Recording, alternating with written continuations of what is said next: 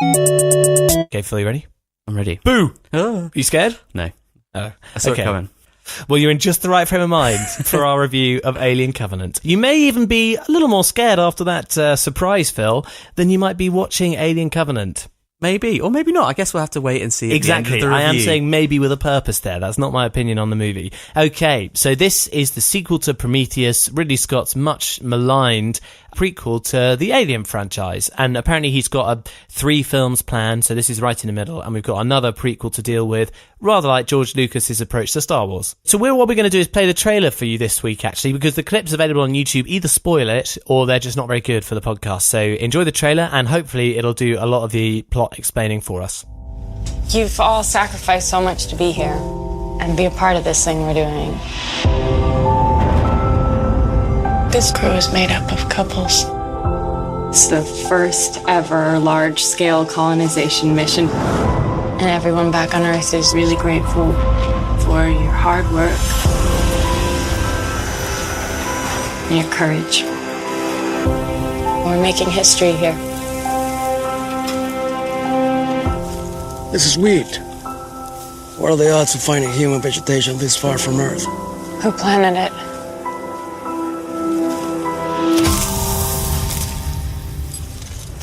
You hear that? What? Nothing. No birds. No animals. Nothing.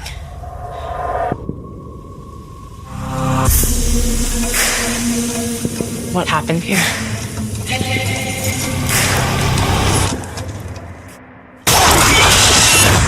Covenant, do you read me? Covenant. What's happening?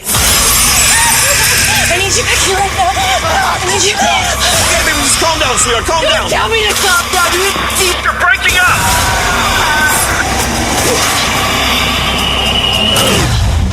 All of this is to start our new life. Where is it?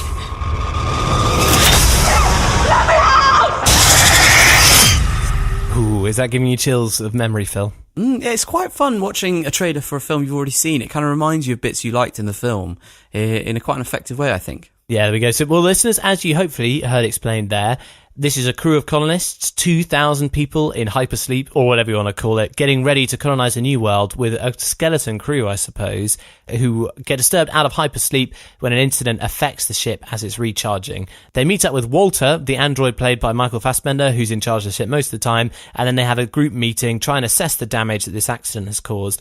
And in the process of it, they spot that there's actually, as luck would have it, where they've had to stop, a planet that they could go to, instead of the planet that is still 7 years away on their planned trip. And this planet just might happen to have even better resources and a better environment for life, for a colony, and so they think, let's go check it out. So they head down to the surface, and I kind of don't think I need to say anything else, Phil, based on that trailer. The rest of it's just an alien movie, isn't it? Yeah, you know what's coming. So it's sort of an ensemble cast, although they're not huge stars.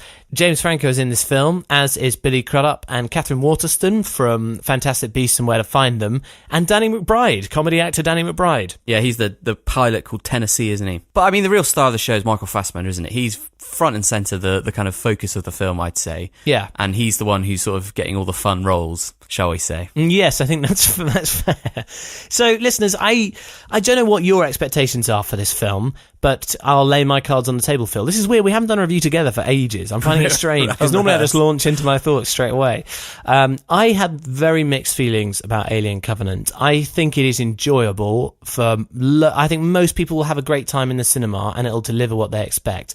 But on the other hand, I'm amazed by the changes in approach that seem to have been made since Prometheus that also appear to be a direct response to all the criticism that got thrown at Prometheus on the internet, especially because this is 5 years since Prometheus was released, right? So there's been a lot of time for executives and Ridley Scott to chew the fat, basically, and make changes. And I think you can really see the difference. It seems to be a lot more concerned with just telling a straightforward scare fest. Yeah, back to basics. And a bit more action-oriented. It kind of deals with some of the lore around the Alien films, especially what Prometheus sort of stirred up, but it's not really going to go into depth about that. It's not going to have a complicated plot, and the characters are a bit more straightforward too. Yeah, I completely agree, Phil. And in fact, those things in particular are a great example of how it's got knocked on the head, because Prometheus, people said that the characters were stupid. They're supposed to be amazing scientists, and yet they made decisions in the film that completely go against their character. So the most famous one is that geologist guy who is sent to map the alien spaceship and gets lost, like, instantly. And then you've got Charlize Theron, who's some kind of amazing commander or something, and then to escape a building, as opposed to running sideways, she runs directly ahead of it, which is not going to save her. So people got really annoyed by that. And then the plot as well was just mad. It didn't make any sense. Like, random chunks just came in all over the place, and it became really complex. There were twists. Who knew who to trust? I mean, that was partly because one of the writers was Damon Lindelof, who also was the writer for Lost. And so he's very good at raising questions, but not very good at answering those questions. That's exactly what it is. So tell a really simple story this time round, and instead of having experts, have just people who are flying a colony ship. They're not military, they're not scientists, they're just people flying a ship. So you can kind of forgive them when they inevitably make bad decisions, as opposed to get annoyed that they should know better. Is that fair, do you think? I think it's fair. Yeah, and then also Michael Fassbender. He was one thing everyone agreed on. Everyone loved him in Prometheus. And let's just say, there is more of Michael Fassbender than anyone knows what to do with in this film. I think when you see it, listeners, you'll know why we say that. Laurie, what did you actually make of this film? Did you enjoy the film, like, as a scary film? It felt very pulpy to me. It felt quite B-movie-ish, but with a huge budget and spectacular visuals. I wasn't very scared. In fact, if anything, I was kind of grossed out. I was slightly disappointed by the pandering to fans that seems to have gone on. I'd rather Ridley Scott kept on pulling out weird, indecipherable plots from his brain, rather than try to make it really straightforward, because then all that's left is to retell Alien, the original 1970s movie, which is almost perfect in my book, and try and do it to the extreme, just try and ramp up all the action and all the gore. And this film is really gory. It's not scary, it's gross. I certainly was a bit disappointed by the fact that the sequences and the set pieces of this film are kind of echoes of what you've already seen if you're a fan of the franchise. And I think inevitably, once you've seen it once, you kind of, the excitement goes, and so you're sort of seeing a modernized version of something which you're already quite fond of if you are a fan of these sort of movies.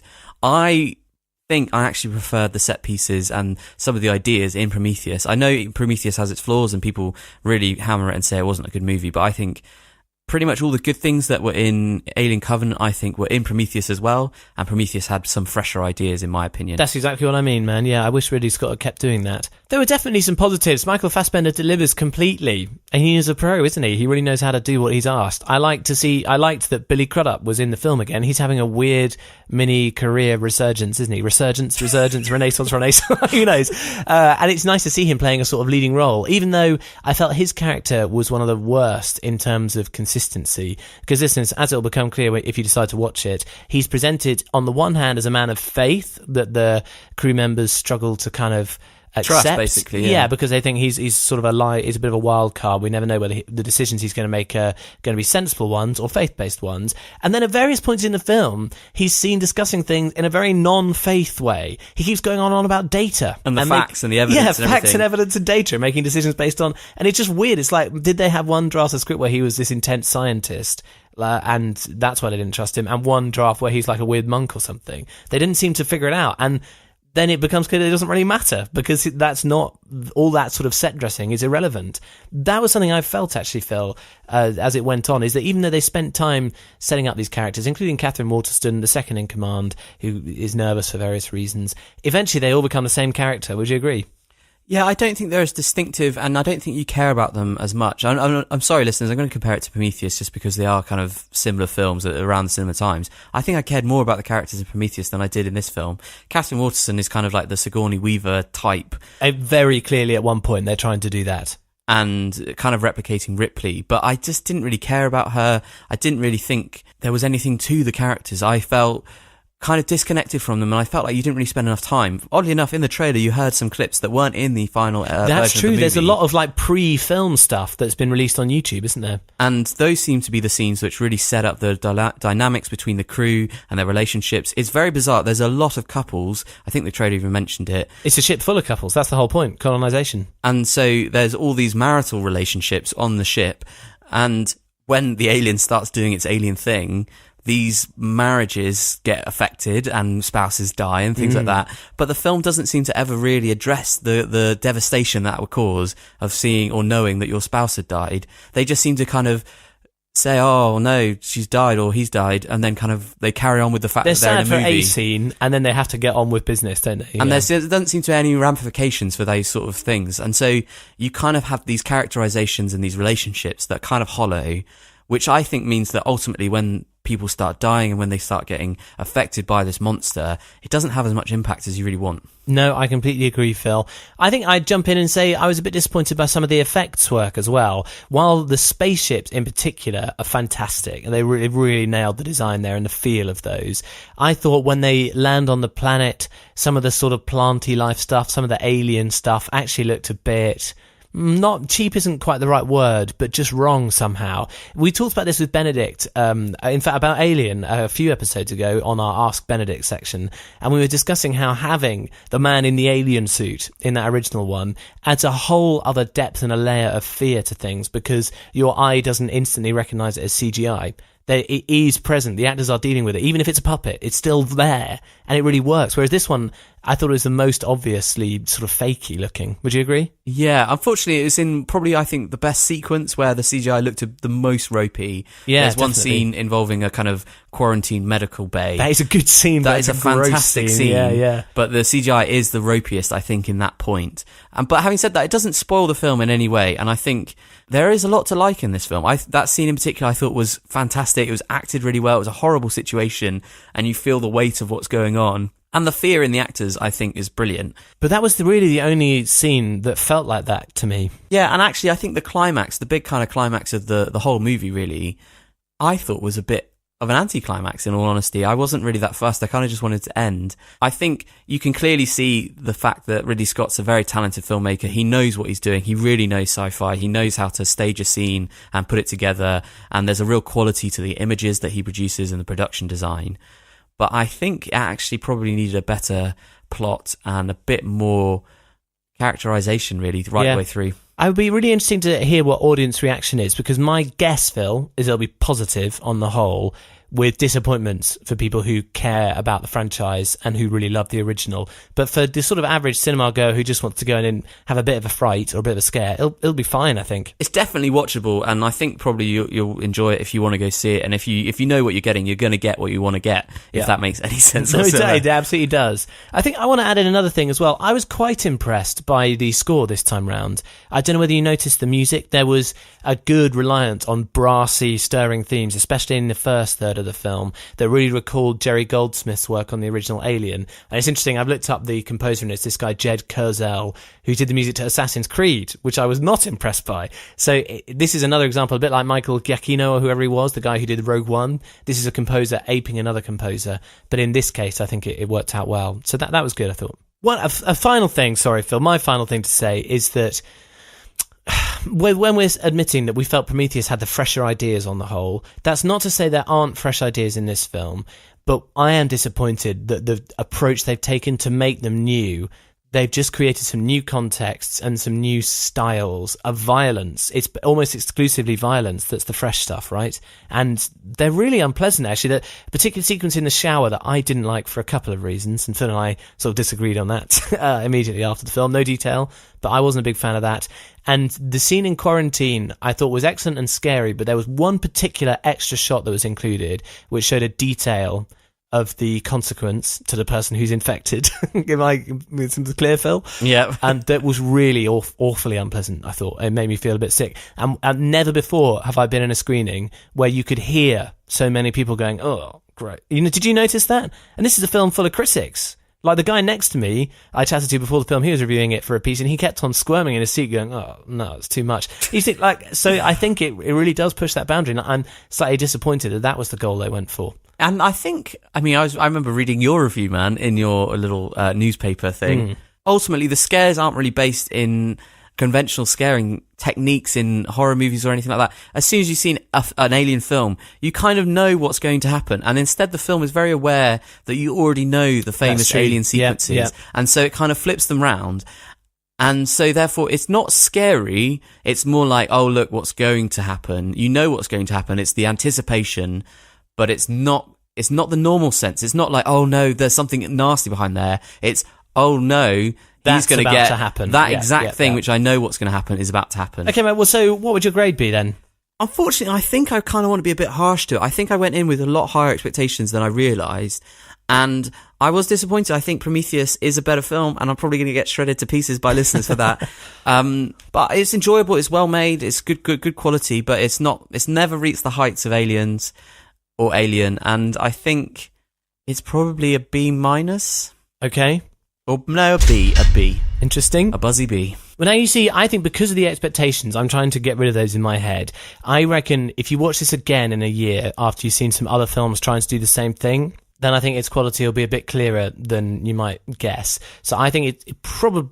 Well, now I'm going to say it probably deserves a B. Sorry, it's exactly the same grade that you gave it, because I realised I couldn't give it a B+. But I think it's better than we've made it sound in our review, and I feel that particularly for having seen that film Life a few weeks ago, which is basically a retread of Alien. That was Ryan Reynolds and Jake Gyllenhaal, wasn't it? Yeah, that's right, and Rebecca Ferguson, I think, as well. And that was so bad. Like, in comparison, this is much better, certainly.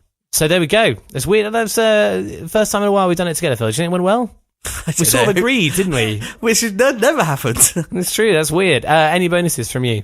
It was weird seeing Danny McBride not be funny. It's true, maybe he's got a career as a serious actor. He was quite good. A bit like John C. Reilly or something. Both with the curly hair.